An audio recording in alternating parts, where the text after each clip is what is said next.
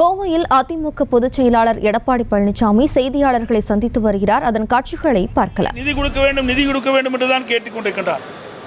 ஓட்டு போட்ட மக்கள் தமிழ்நாட்டு மக்கள், உங்களை தேர்ந்தெடுத்த மக்கள் தமிழ்நாட்டு மக்கள், பாதிக்கப்படக்கூடியவர்கள் தமிழ்நாட்டு மக்கள்.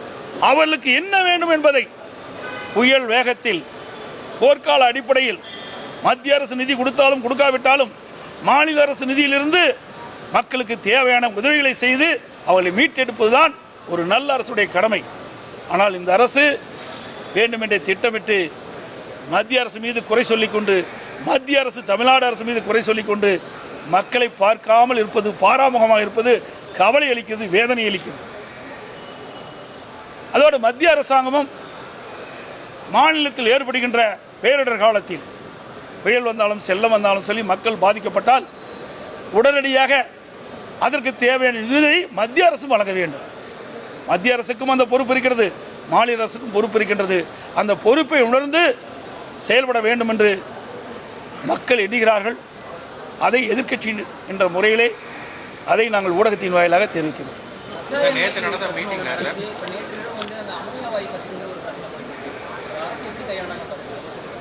விடியா திமுக அரசு முன்னெச்சரிக்கை நடவடிக்கை எடுக்கல. நான் ஏற்கனவே சொன்னேன், சிபிசிஐலிருந்து அந்த எண்ணெய் படலங்கள் எல்லாம் எண்ணூர் முகத்துவாரத்தில் அதிலிருந்து அப்படியே கடலில் பரவி படிந்தது. அதை உடனடியாக அகற்றிருக்க வேண்டும். அதை அகற்றாத காரணத்தில் அங்கே இருக்கின்ற மீனவர்கள்லாம் கடுமையாக பாதிக்கப்பட்டாங்க. அப்போவே நம்முடைய மாசு கட்டுப்பாட்டு வாரியம் அந்த கடற்கரை ஓரமாக இருக்கின்ற பகுதியில் ஆய்வு செஞ்சு இப்படிப்பட்ட சம்பவம் நடைபெறாமல் தடுத்திருக்கலாம். இந்த அரசுடைய மெத்தனை போக்கின் காரணமாக அதை சரியான முறையிலே செயல்படுத்தாத காரணத்தினால் இன்றைக்கு மக்கள் பாதிக்கப்பட்டிருக்கிறாங்க. இன்னைக்கு கூட அறிக்கை விட்டுருக்கிறேன். நேற்று நடந்த அதிமுக மீட்டிங்கில் போடப்பட்ட தீர்மானங்கள் எல்லாமே பிஜேபிக்கு எகென்ஸ்டாக இல்லை. இது வந்து தெரியுது, நம்ம அதிமுக பிஜேபி தொடர்பில் தான் இருக்குது அப்படின்னு சொல்லி ஆர்எஸ் பாரதி சொல்லியிருக்காரு. ஏங்க, ஆர்எஸ் பாரதிக்காவே கட்சி நடத்துகிறான்னா திமுக சொல்லுங்க பார்க்கலாம். அவர் என்ன வேணால் நினைப்பார். அவர் கட்சிக்கு அவர் நினச்சிக்கலாம். எங்கள் கட்சிக்கு அவர் ஒன்றும் பொதுச் செயலாளர் கிடையாது. அவர் எங்கள் கட்சியில் இடம்பெறல. எங்கள் கட்சியுடைய நிலைப்பாட்டை நாங்கள் பொதுக்குழுவில் தெரிவிக்கிறோம், செயற்கை பொதுக்குழுவில் தெரிவிச்சிருக்கிறோம். இவர் என்ன கண்டுபிடிச்சிட்டாரு? ஒரு மிகப்பெரிய விஞ்ஞானி. நாங்கள் எதுக்கு வேணும்னு சொல்லுங்கள். இப்போ நிதி கொடுக்க வேணும் நாங்கள் சொல்கிறோம். நிதி கொடுக்காது தவறுன்னு சொல்கிறோம். இதை விட என்ன சொல்லணும்? இப்போ இருக்கிற என்ன பிரச்சனை அதுதான் நாங்கள் சுட்டி காட்டுவோம். இன்றைக்கு தமிழ்நாட்டு மக்களுக்கு ஏதாவது பிரச்சனை தான் சுட்டி காட்டுவோம். இவர்கள் எப்பொழுது பார்த்தாலும் அதிமுகவை குறை சொல்லுவதுதான் தொடர்ந்து சொல்லிக் கொண்டிருக்கிறாங்க. ஏன்னா இப்போ அனைத்து இந்திய அண்ணா திராவிட முன்னேற்ற கழகம் பிஜேபி கட்சியுடன் கூட்டணி இல்லை என்று தெரிவித்துவிட்டு அதிலிருந்து புலம்ப ஆரம்பிச்சிட்டாங்க. நீ ஏன் புலம்புற? இது எங்கள் கட்சியினுடைய உட்கட்சி பிரச்சனை. நீங்கள் திமுகவெல்லாம் கூட்டணி வச்சுருக்கீங்க ஏதாவது பேசணுமா? ஏன் காங்கிரஸோட கூட்டணி வச்சுருக்கீங்களே? காங்கிரஸோட எப்படி கூட்டணி வச்சிங்க? எமர்ஜென்சி போது விசாஸ் சட்டத்தில் எங்களை எல்லாம் கைது பண்ணாங்கன்னு இவர் ஜெயிலில் இருக்கிற மாதிரி ஆங்காங்கே கண்காட்சியை வச்சு காட்டினார். அப்படிப்பட்ட கட்சியோடு நீ கூட்டணி வச்சிருக்கிறிய. 1999 பாரதிய ஜனதா கூட கூட்டணி வச்சிங்க. கூட்டணி வச்சது மட்டும் இல்லை, பாரதிய ஜனதா ஆட்சி என்ற பொழுது அந்த அமைச்சரவையில் அமைச்சராக இருந்தாங்களே இல்லையா? அப்பெல்லாம் தெரியல கண்ணு. போனால் நீங்கள் எங்களை கேள்வி கேட்குறீங்க. இதை வீட்டை கேள்வி கேளுங்க. அதோட ஒரு வருஷம் இலாக்கா இல்லாத மந்திரியா முரசொலி மாறன் வச்சாங்க. அப்போல்லாம் பிஜேபி பற்றி தெரியாது. கூட்டணி என்பது அந்தந்த அரசியல் சூழ்நிலைக்கு தக்கவாறு கட்சிகள் கூட்டணி அமைக்கும். அதுபோல் நான் கூட்டணி அமைச்சு அப்போ கூட்டணியிலேருந்து வெளியில் வந்துட்டோம்.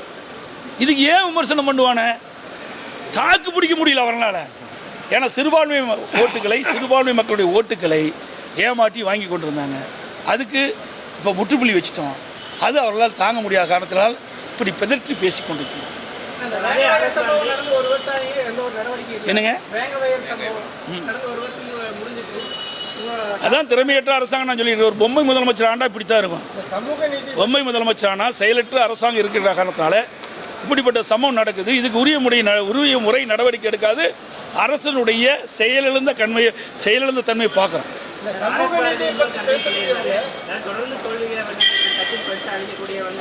திமுக என்ன வெற்றி சரிப்பா, திமுக வெற்றி பெற்றுட்டே இருந்தா சொல்லுங்க பார்க்கலாம். திமுக தொடர்ந்து வெற்றி பெற்று இருந்தா 1997 எத்தனை 2 பேர் தான் ஜெயிச்சாங்க. அது ஒருத்தர் மதிமுகவுக்கு போயிட்டார். ஒத்தையாள் தான் இருந்தார். அவர் கூட கடைசியில் வேறு கட்சிக்கு போயிட்டார். ஆக இதுதான் நிலைமை. 2011 என்ன நிலைமை? எதிர்கட்சி கூட வர முடியல. அந்த நிலையில் தான் இருந்தாங்க.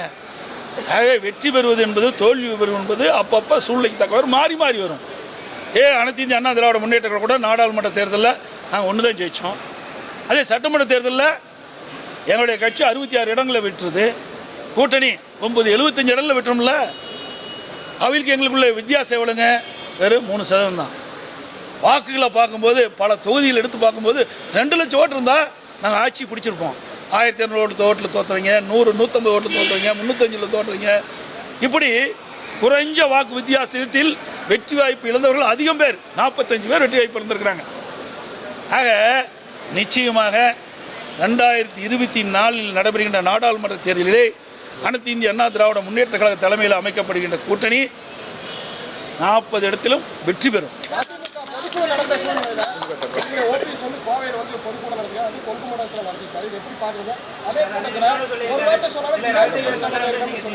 அவர் போகிறதுக்கு தயாராகிட்டாரு. அதை மறைக்கிறதுக்காக பேசுகிறாரு. ஏன்னா அவருடைய வழக்கு விரைவில் வர இருக்கின்றது. அந்த வழக்கில் நிச்சயமாக அவருக்கு தண்டனை கிடைப்பது உறுதி. ஏன்னா செய்திகளை உடனுக்குடனும் துல்லியமாகவும் தெரிந்து கொள்ள சப்ஸ்கிரைப் பண்ணுங்க.